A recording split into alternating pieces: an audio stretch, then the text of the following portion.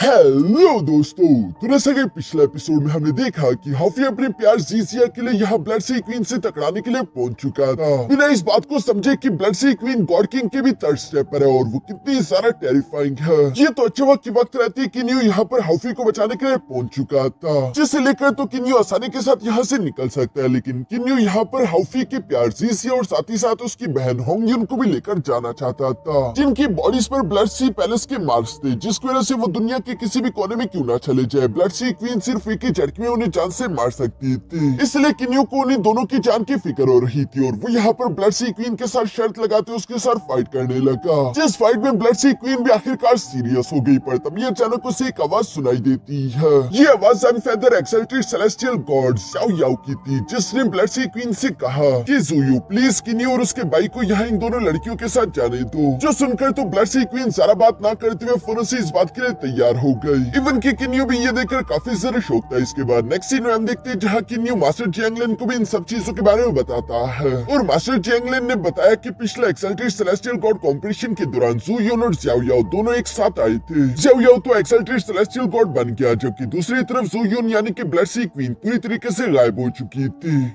अब आगे तो नेक्स्ट एपिसोड की शुरुआत यहाँ एक्सल्टेड सेलेस्टियल माउंटेन के अंदर से शुरू होती है, जहाँ पर हम मास्टर जियांगलिन, मास्टर यी फेंग और साथ ही साथ में ज़ू क्यूलिन को देखते हैं, जो कि तीनों ही ध्यान लगाकर फर्स्ट एक्सल्टेड सेलेस्टियल ट्रेजर के अपीयर होने का इंतजार कर रहे थे। तभी किन्यू मास्टर जियांगलिन से टेलीपैथी के थ्रू बात करते हुए कहता है कि फर्स्ट ट्रेजर अपीयर होने वाला है, लेकिन मैं एक्सल्टेड सेलेस्टियल माउंटेन के अंदर ब्लड सी क्वीन को सेंस नहीं कर पा रहा। आप लोगों को जरा सावधान रहना होगा, हम जरा उसके बारे में कुछ नहीं जानते। मैं तो ये भी नहीं जानता कि आखिर वो यहाँ पर आई क्यों नहीं। कहीं ऐसा तो नहीं कि उसके पास टॉप ग्रेड का ओरिजिन सोल ट्रेजर नहीं है, इसी वजह से उसने एक्सल्टेड सेलेस्टियल कॉम्पिटिशन के अंदर कॉम्पीट करना ही बंद कर दिया। जिस पर मास्टर जियांगलिन जवाब देते हुए कहता है कि हाँ तुमने सही कहा, लेकिन यहाँ पर मौजूद बाकी के पावर हाउसेस से हमें जरा संभल कर रहना होगा, क्योंकि उनकी इरादे भी अनक्लियर है। दूसरी तरफ मास्टर यीफेंग यहाँ मास्टर जियांगलिन से कहता है कि जब से एक्सल्टेड सेलेस्टियल माउंटेन अपीयर हुआ है, तब से मैं देख रहा हूँ कि जियांग एम्परर और ज़ाओ एम्परर दोनों मिलकर बारी बारी करके हर एक पावर हाउस के पास जाती है, उनके साथ लंबी बातें कर रही है। मैं नहीं समझ पा रहा कि आखिर उनका इरादा क्या है। जो सुनकर मास्टर जियांगलिन जवाब देते हुए कहता है कि पहले भी जब मैरिज सेरेमनी का टाइम था, तब मेरे बड़े भाई ने किन्यू को एक्सेप्ट नहीं किया। वो अपने फैमिली के बारे में नहीं सोच रहा था, बल्कि उसने ज़ाओ जियान को चूज किया, जिससे ही मैं समझ चुका था कि वो अगला एक्सल्टेड सेलेस्टियल गॉड बनना चाहता है।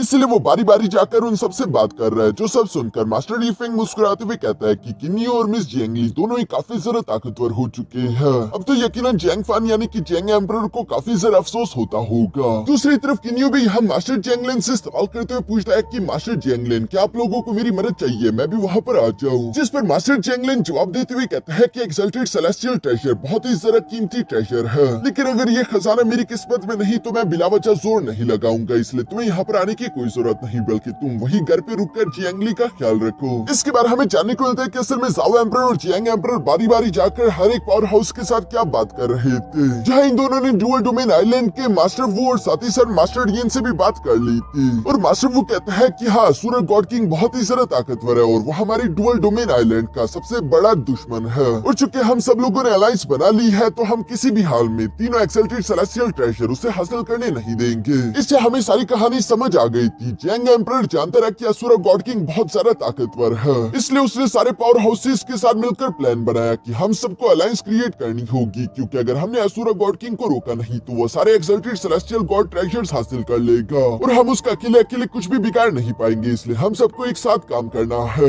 इसी तरह करते करते इन लोगों ने वहाँ पर मौजूद सारे गॉड किंग को इस बात के लिए मना लिया था, जिसके बाद जियांग एम्परर कहने लगा कि अगर इस तरीके से असुरा गॉड किंग ने पहला एक्सल्टेड सेलेस्टियल ट्रेजर हासिल भी कर लिया तब भी उसे जरा फायदा नहीं होगा और हम सब लोग सेकंड ट्रेजर के लिए कम्पीट कर पाएंगे। जिस पर ज़ाओ एम्परर सामने की तरफ आते हुए कहता है, और जहाँ तक बात है तीसरे ट्रेजर की, तो वो मेरा फादर यानी कि thunder punishment exalted celestial God हासिल कर लेगा, जो कि हमें बाद में मिल जाएगा, तो उसकी भी फिक्र करने की कोई जरूरत नहीं। अभी के लिए जिसकी हमें फिक्र करनी चाहिए वो बस सिर्फ आखिर में बचा है किन्यू। जो कहती है सीन शिफ्ट होकर दूसरी तरफ यहाँ असुरा गॉड किंग और उसके साथियों पर आ जाता है, जहाँ पर असुरा गॉड किंग का साथी कह रहा था कि देखिए जियांग एम्परर और ज़ाओ एम्परर बाकी के सारे गॉड किंग्स को अपने साथ मिला रही है और मुझे पूरा यकीन है कि वो हमारे खिलाफ टीम अप करेंगे। जिस पर असुरा गॉड किंग मुस्कुराकर जवाब देते हुए कहता है कि मुझे उनकी कोई भी परवाह नहीं, क्योंकि चाहे जितनी मर्जी भीड़ क्यों ना आ जाए, वो भेड़िया को नहीं हरा सकती। बल्कि जिसकी मुझे असल में फिक्र है वो कोई और नहीं बल्कि किन्यू है, क्योंकि किन्यू ने जैसे exalted celestial God thunder punishment का मुकाबला किया और उसकी पावर जो कि इतनी ज्यादा टेरिफाइंग हो चुकी है, असल में हमें टेंशन तो उसकी लेनी चाहिए। जो सुनकर असुर गॉड किंग का साथी यहाँ पर सवाल करते हुए पूछता है, तो आपको क्या लगता है कि किन्यू का इस कंपटीशन में हिस्सा लेगा? जिस पर असुर गॉड किंग कॉन्फिडेंटली खड़े होते हुए कहता है कि इस बात से कोई फर्क नहीं पड़ता कि वो इस कंपटीशन में हिस्सा लेगा या नहीं, हर हाल में तीनों एक्सल्टेड सेलेस्टियल गॉड ट्रेजर्स तो मेरे ही होंगे।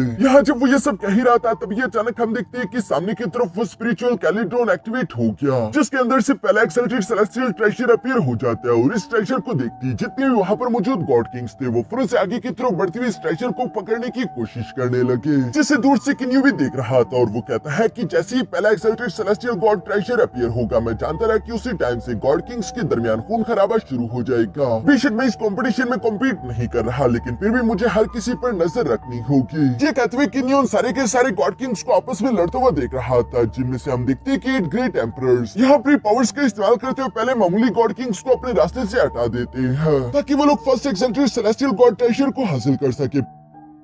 पर तभी अचानक हम देखते हैं कि first exalted celestial god treasure अचानक से एक पोर्टल ओपन करते उसके अंदर चला गया, जो देखकर तो सब लोग यही सोच रहे थे कि आखिर इस पोर्टल के अंदर क्या होगा। लेकिन हम देखते हैं कि शेंटू एम्परर का छोटा भाई जिसका नाम था शेंटू ली, वो जोश से सामने की तरफ आते हुए कहता है कि इस पोर्टल के पार चाहे जो मर्जी हो, हर हाल में वो फर्स्ट ट्रेजर मुझे चाहिए। और ये कहती वो फन से पोर्टल के पार चला गया, जहाँ शेंटू ली को ये पोर्टल टेलीपोर्ट करके रेड अर्थ में ले आया था, जहाँ पर उसके सामने वही first exalted celestial god treasure है। इसलिए वो उस ट्रेजर को पकड़ने के लिए उसके पीछे रवाना हो गया था। और थोड़ी देर के बाद आखिरकार हम देखते हैं कि शेंटू ली ने उसे पकड़ भी लिया, जो फर्स्ट ट्रेजर किसी क्यूब की तरह दिखाई दे रहा था। शेंटू ली खुश होते हुए कह रहा था कि first exalted celestial god treasure अब मेरा होगा, क्योंकि मैंने इसे पहले पकड़ लिया। ये सब कहते वो खुश हो ही रहा था, पर तभी अचानक साइड से यहाँ मिस टैंगलैंड यानी कि टैंग एम्प्रेस का आवाज सुनाई देता है, जो कि शेंटू ली की तरफ बढ़ते हुए कह रही थी कि बेशक तुमने ये ट्रेजर पहले पकड़ लिया, लेकिन इसका मतलब ये नहीं कि ये ट्रेजर तुम्हारा है। यहाँ पर हम देखते हैं कि मिस टैंगलैंड के साथ डुआनवू एम्परर भी मौजूद था, जो कि बिल्कुल ऐसी बात करते हुए कह रहा था कि शेंटू ली, तुम्हारी ताकत इतनी भी ज्यादा नहीं कि तुम इस एक्सल्टेड सेलेस्टियल गॉड ट्रेजर को लेने के ख्वाब देख सको।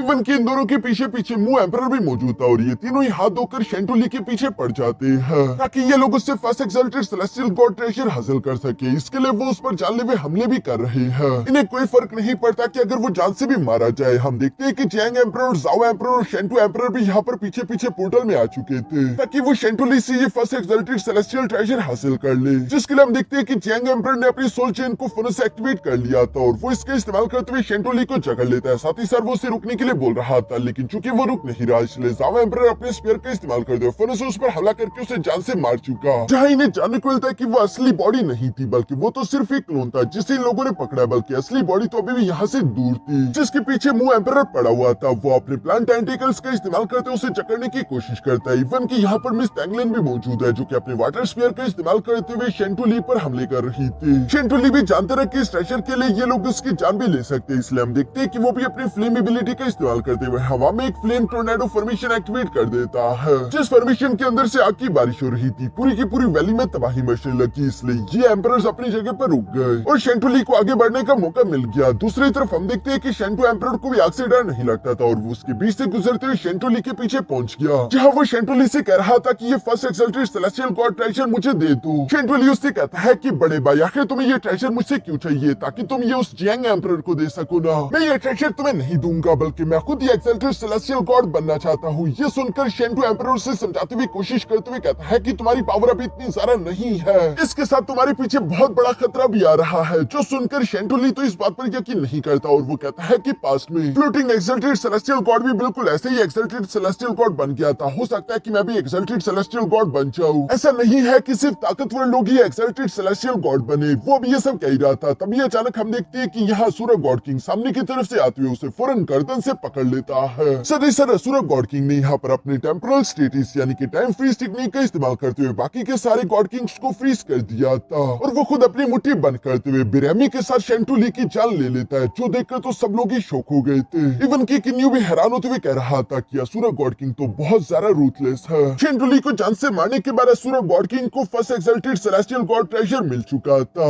मगर अपने भाई को मरते हुए देखकर शेंटू एम्परर तो जोरो के साथ चिल्लाते हुए अपने भाई का नाम ले रहा है। हालांकि वो अपनी जगह से हिल नहीं पा रहा। सारे के सारे 8 एम्परर्स खुद को आजाद कराने की अपनी पूरी कोशिश कर रहे थे। दूसरी तरफ असुरा गॉड किंग इस ट्रेजर को हासिल करने के बाद फौरन अपने साथियों के साथ वहां से पोर्टल का इस्तेमाल करते हुए वापस से एक्सल्टेड सेलेस्टियल गॉड माउंटेन चला गया, जिसकी वजह से ये सब लोग उसकी टाइम फ्रीज को तोड़ते हुए खुद को आजाद कर लेते हैं। शेंटू एम्परर को तो यहाँ असुरा गॉड किंग पर बहुत सारा गुस्सा आ रहा था, जबकि दूसरी तरफ जियांग एम्परर कह रहा था कि हमें असुरा गॉड किंग को रोकने के लिए कुछ न कुछ सोचना होगा, वरना ये अलायंस यहीं पर टूट जाएगी। शेंटू एम्परर तो यहाँ अपने भाई शेंटुली को याद कर रहा था, साथ ही साथ वो गुस्सा होते हुए कह रहा था कि शेंटुली मैं तेरी मौत का बदला जरूर लूंगा, असुरा गॉड किंग तुम मरोगे। जिस पर जियांग एम्परर शेंटू एम्परर की तरफ आते हुए पहले तो अफसोस जताता है, साथ ही साथ वो कहता है कि हम तुम्हारी भाई की मौत को इस तरह से जाया होने नहीं दे सकते, बल्कि जैसा कि हमने प्लान किया था हम अपने प्लान के मुताबिक चलेंगे। पीछे की तरफ किनियो भी यहाँ पर परेशान हो रहा था, क्योंकि असुरा गॉड किंग ने पहला कत्ल कर दिया है और अब इसके बाद खून की नदियां बहना शुरू हो जाएगी। इसलिए किनियो को मास्टर जैंगलिन, मास्टर यीफेंग और अपनी मिस जू क्यूलिन की फिक्र हो रही थी कि कहीं उन्हें कोई नुकसान ना पहुंचे। किनियो पूरे फोकस के साथ उन पर ध्यान रख रहा था। दूसरी तरफ हम देखते हैं कि Asura God King first treasure को हासिल करने के बाद जैसे अपने साथियों के साथ पोर्टल का इस्तेमाल करके एक्सल्टेड सेलेस्टियल गॉड माउंटेन वापस आया, तो तभी 2 पावरफुल अटैक फर्नेसेस सामने की तरफ से उस पर चल दिए गए, जिन्हें असुरा गॉड किंग अपनी ताकत का इस्तेमाल करते हुए खत्म तो कर देता है।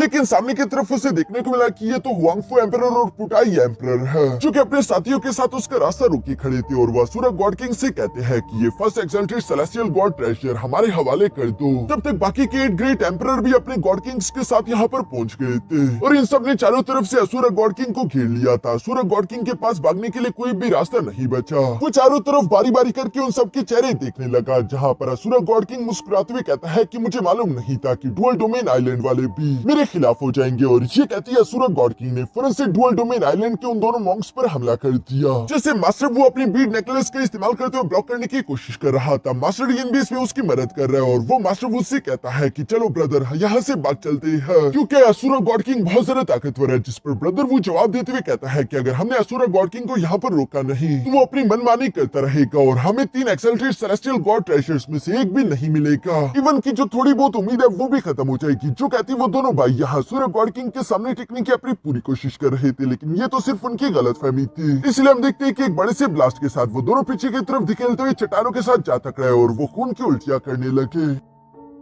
जो करके तो असुरा गॉड किंग सिर्फ मुस्कुरा रहा था। इसके बाद वो अपने साथियों से कहता है कि तुम लोग साइड पर चले जाओ और वहीं पर मेरा इंतजार करना, जो सुनकर वो दोनों बिल्कुल ऐसे ही करते हैं। दूसरी तरफ डुआनवो एम्परर असुरा गॉड किंग की तरफ देखते हुए अपने मन में कह रहा था कि ये एक बहुत ही अच्छी अपॉर्चुनिटी है 8 ग्रेट एम्परर्स का इस्तेमाल करते हुए आज के दिन असुरा गॉड किंग को हम अपने रास्ते से हटा देंगे। जो सोचती वो फौरन से अपने स्पेयर को असुरा गॉड किंग की तरफ तानते हुए कहता है कि असुरा गॉड किंग मैं तुम्हें यही सुझाव दूंगा कि जितनी जल्दी हो सके एक्सल्टेड सेलेस्टियल गॉड ट्रेजर के फर्स्ट पार्ट को हमारे हवाले कर दो, हमें बिला वजह तुम्हारे खिलाफ एक्शन लेने पर मजबूर ना करो। जो सुनकर असुरा गॉड किंग उसकी तरफ देखते हुए कहता है कि एक्सल्टेड सेलेस्टियल ट्रेजर का फर्स्ट पार्ट ये कितना बुरा साउंड कर रहा है, तुम लोग शायद समझ नहीं रहे कि ये कितना सारा कीमती ट्रेजर है। इसे कहते हैं माइटी स्काई सील और इसे हासिल करने के लिए जो भी मेरे रास्ते में आएगा मैं उसे जान से मार डालूंगा। जो सुनकर तो सब लोग ही घबरा गए थे। तभी अचानक जियांग एम्परर यहाँ पर असुरा गॉड किंग से कहने लगा कि असुरा गॉड किंग अगर तुम कसम कहते हो कि exalted celestial God second and third treasure के लिए तुम कम्पीट नहीं करोगे तो फिर हम बिना किसी रेजिस्टेंस के तुम्हें ये माइटी स्काई सील यहाँ से लेकर जाने दे सकते हैं। जो सुनकर तो असुरा गॉड किंग हंसते हुए कहता है कि क्या तुम मजाक कर रहे हो, क्या तुम्हें वाकई में लगता है कि मैं तुम्हारी इस बात को मान लूंगा,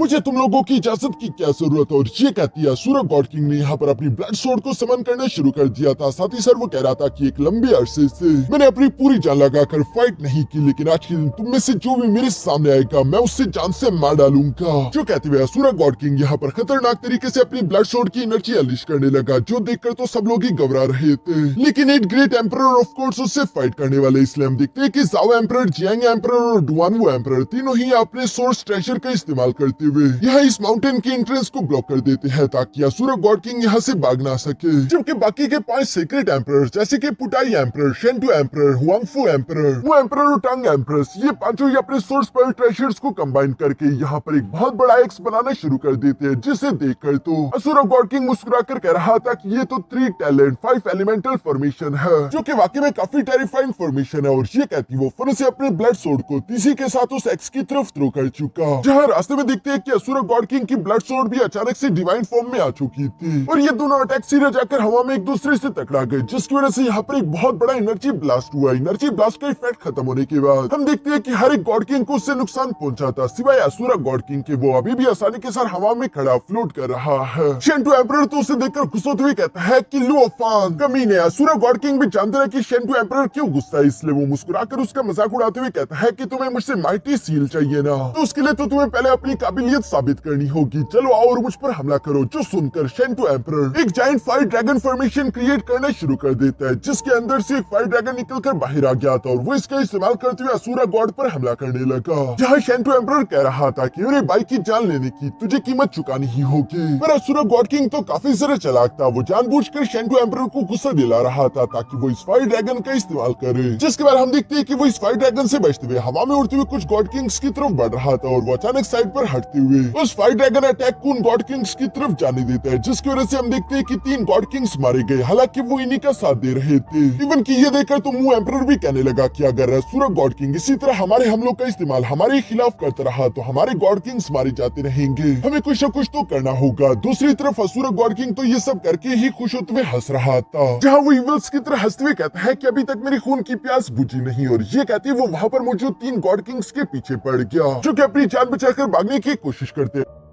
लेकिन हम देखते हैं कि असुरा गॉड किंग इविल्स की तरह हंसते हुए अपने ब्लड सोर्ड का इस्तेमाल करते हुए बेरहमी के साथ उन तीनों को जान से मार डालता है। पर इसके बावजूद भी असुरा गॉड किंग रुकता नहीं, बल्कि वो वहीं पर मौजूद एक और गॉड किंग के पीछे पड़ गया था, जो कि डर के मारे चिल्लाकर अपनी बहन से मदद की भीख मांग रहा था। और हमें जानने को मिलता है कि उसकी बहन कोई और नहीं बल्कि टांग एम्प्रेस है। असुरा गॉड किंग जानते रहे कि ये टांग एम्प्रेस का छोटा भाई है, लेकिन फिर भी वो अपनी टाइम फ्रीज टेक्निक का इस्तेमाल करते हुए हवा में ही उसे फ्रीज करके बेरहमी के साथ अपनी ब्लड सोर्ड का इस्तेमाल करते हुए उसे स्लैश अटैक लगाकर टांग एम्प्रेस के सामने उसे जान से मार डालता है, जिस पर तो गुस्से में आकर टांग एम्प्रेस बेकाबू हो गई थी और वो असुरा गॉड किंग पर हमला करते हुए कहती है कि तुम्हारी हिम्मत कैसी हुई मेरे भाई को जान से मारने की। इस पर असुरा गॉड किंग उसके अटैक्स को डॉज करते हुए साथ ही साथ हंसकर जवाब देकर कह रहा था कि एक्सल्टेड सेलेस्टियल माउंटेन बैटल में लोग मरते ही रहते हैं, ये पूरी तरीके से नॉर्मल है। जो सब कहते हुए असुरा गॉड किंग उसके हर एक अटैक को डॉज कर रहा था। जो सब देखकर हुआंगफो एम्परर यहाँ जियांग एम्परर से कहता है कि जियांग फान हम आटो के आटो एम्परर को एक साथ ही असुरा गॉड किंग पर हमला करना होगा, सिर्फ इसी तरीके से हम उसे हरा सकते हैं। हालांकि जियांग एम्परर, जाओ एम्परर और डुआनमो एम्परर पहले तो यहाँ से बाहर निकलने के दरवाजे को गार्ड कर रहे थे,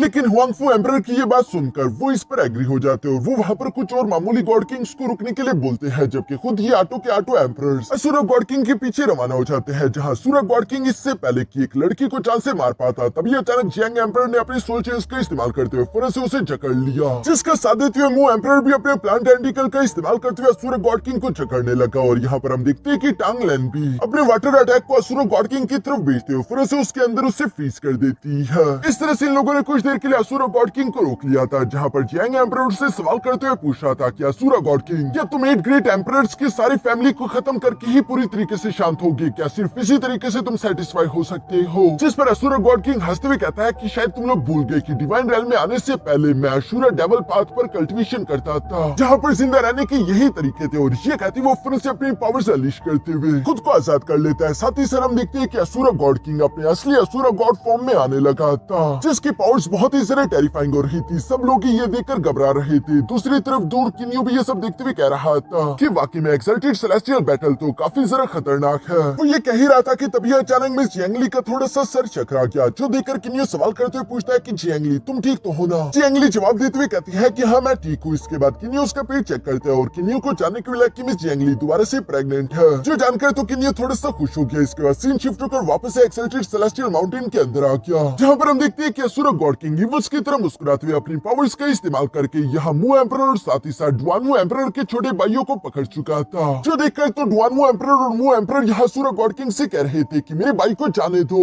लेकिन असुरा गॉड किंग बहुत ही ज्यादा बेरहम है, वो ये सुनकर भी इविल्स की तरह हंसते उन्हीं की नजरों के सामने उन दोनों के भाइयों को जान से मार डालता है। देखकर ऐसा लग रहा था जैसे कि ये सब करके असुरा गॉड किंग को मजा आ रहा हो। पर एट ग्रेट एम्परर्स ने तो बहुत सह लिया था, इसलिए हम देखते हैं कि वाटो के आटो एक साथ आकर यहाँ अपने सोर्स पर्ल ट्रेशर्स को कंबाइन करके एक बहुत ही पावरफुल अटैक जनरेट कर लेते हैं, जिसका इस्तेमाल करके उन्होंने असुरा गॉड किंग पर हमला कर दिया। आटो पल को कंबाइन करके अटैक बहुत ही ज्यादा टेरिफाइंग हो जाता है, लेकिन फिर भी हम देखते हैं कि असुरा गॉड किंग यहाँ चेहरे पर हंसी लेकर अपने 6 हाथों की ताकत का इस्तेमाल करते उस अटैक के सामने टिका हुआ था, जहाँ वो अपनी पूरी ताकत लगाते उस अटैक को बीच में से चीर कर काट देता है। ऐसा करने की वजह से वहाँ पर एक ब्लास्ट हो जाता है, जिसके धुएं के अंदर से अभी अभी असुरा गॉड किंग के हंसने की आवाजें आ रही थी और वो हंसते हुए कह रहा था कि मजा ही आ गया, क्योंकि असुरा गॉड किंग एक फाइट लूनाटिक है, उससे लड़ने में मजा आता है, बिल्कुल हॉफी की तरह। यहाँ असुरा गॉड किंग ये सब कह ही रहा था, पर तभी अचानक वहाँ पर जमीन से कुछ एनर्जी अनलीश होना शुरू हो गई, जिसकी वजह से वो इन्फॉर्मेशन टैबलेट द्वारा से इन लोगों के सामने समन हो गया और वो इन्फॉर्मेशन टैबलेट देखने के लिए सब लोग उसके करीब आ जाते हैं, जिस पर कुछ इन्फॉर्मेशन लिखी हुई थी, असल में एक मोर्टल वर्ड सील के बारे में, जो कि ओरिजिनल एक्सल्टेड सेलेस्टियल ट्रेजर है। ये मोर्टल वर्ड सील बहुत ही ज्यादा पावरफुल है, जिसके 3 टुकड़े किए गए। पहले पार्ट का नाम है माइटी स्काई सील,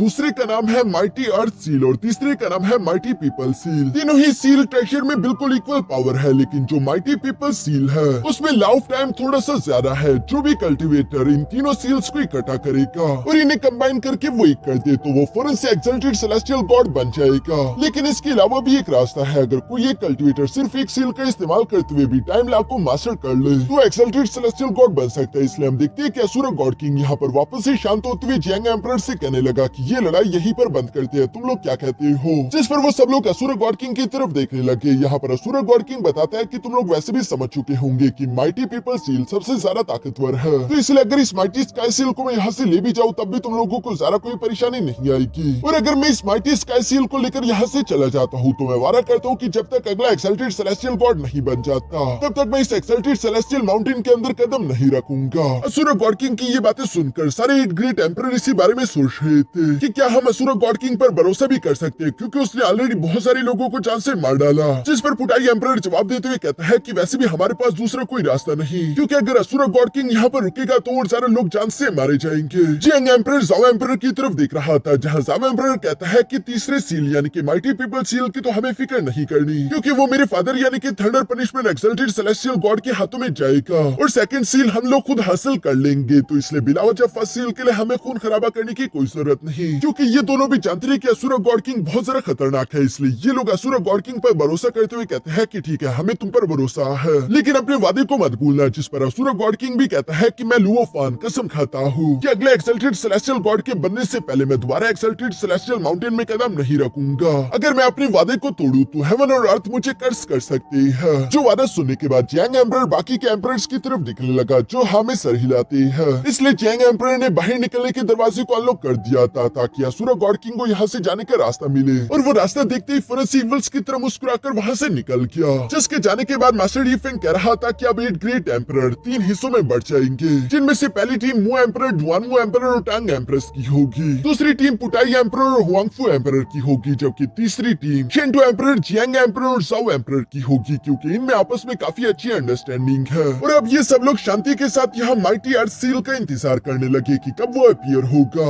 इसके बाद सीन शिफ्ट होकर दूसरी तरफ सिजुआन पैलेस में आ जाता है, जहाँ पर किन्यो अपनी वाइफ यानी कि मिस जियांगली के साथ लेटा हुआ था और मिस जियांगली दोबारा से प्रेग्नेंट थी। जिस पर किन्यो खुश होते हुए कह रहा था कि इसका मतलब कि सेकंड ब्रदर ने जो भी कहा था वो बिल्कुल सही है, मैंने एक्सपेक्ट नहीं किया था कि इतनी जल्दी मेरा दूसरा बेटा होगा। जिस पर मिस जियांगली परेशान होते हुए कह रही थी कि उम्मीद करता हूँ कि ये अपने बड़े भाई की तरह मेरे पेट में ज्यादा वक्त नहीं गुजारे। यहाँ वो भी ये कह रही थी कि तभी अचानक उसका बड़ा बेटा यानी कि किन्सी फौरन भागते भागते यहाँ पर आ गया, जो कि एक्साइटेड होते हुए कह रहा था कि मॉम मेरा छोटा भाई होने वाला है, क्या ये बस सच है? जिस पर मिस जियांगली जवाब देते हुए कहती है कि हाँ ये सच है। जिस पर तो किन्सी खुश होते हुए कह रहा था कि मजा ही आ जाएगा, अब तो मैं घर में ही रुकूंगा, अपने छोटे भाई के पैदा होने का इंतजार करूंगा। ये सब कहते हुए किन्सी एक्साइटेड होकर अपने पेरेंट्स के सेंटर में बैठ गया था। और यहाँ इसी क्यूट से सीन के साथ हमारा ये एपिसोड यहीं पर खत्म हो जाता है।